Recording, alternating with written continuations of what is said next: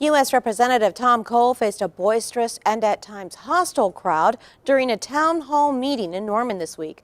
Those attending the meeting at the National Weather Center peppered Cole with questions ranging from President Trump's comments on Charlottesville to his handling of the situation in North Korea. But it was concerns about health care that dominated the discussion. Here's more of that in this ONR Extra. Let's just look at Oklahoma. We're down to a single provider. Rates are going to go up by 69%.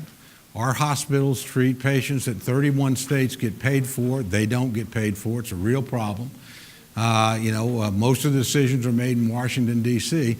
The Republican bill actually addressed all three of those things. The Senate obviously struggled and wasn't able to get a bill out of its own. The House rushed that through so quickly, and then you went over to the White House garden, and everybody's like, kumbaya, and you were smiling and yaying, and then a week later, 45 calls it mean. Doesn't that bother you? No, for a couple of reasons. The first reason being that I always knew whatever we passed in the House wasn't the final bill.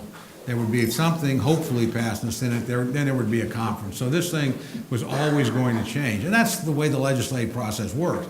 The ACA, I do believe it needs some changes, and I would like to see a bipartisan effort.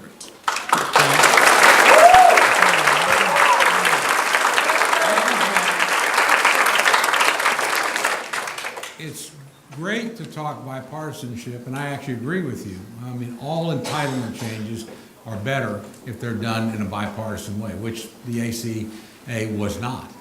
I'm sorry, it was not. It was not. That aside, if you're going to propose a fix, I want to hear what the fixes are.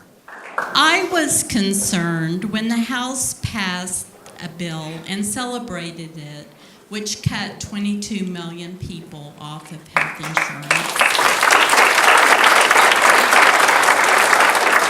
The other point you made about the 22 million really gets into what do you believe about CBO and how it scores.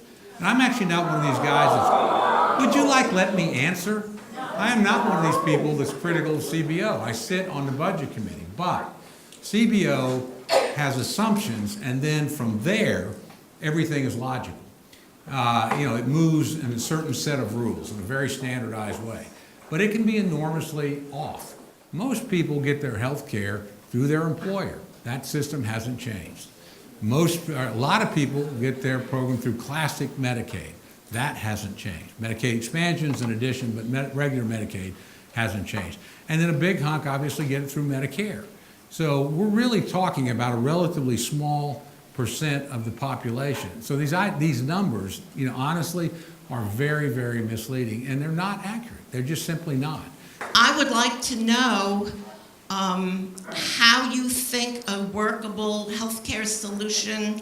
I think everyone in this, well, not everyone in this room, a lot of us think single payer would be better.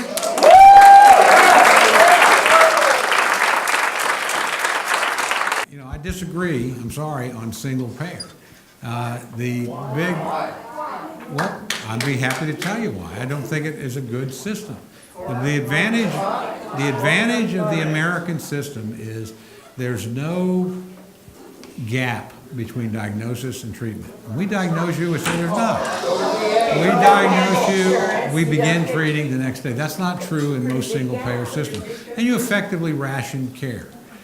So again, that's where I'm at on the issue. In terms of the other... I'm sorry, it's rationed now according to how wealthy you are.